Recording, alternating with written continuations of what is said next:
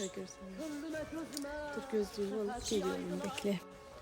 Kesen günlerini kaytaraydılar.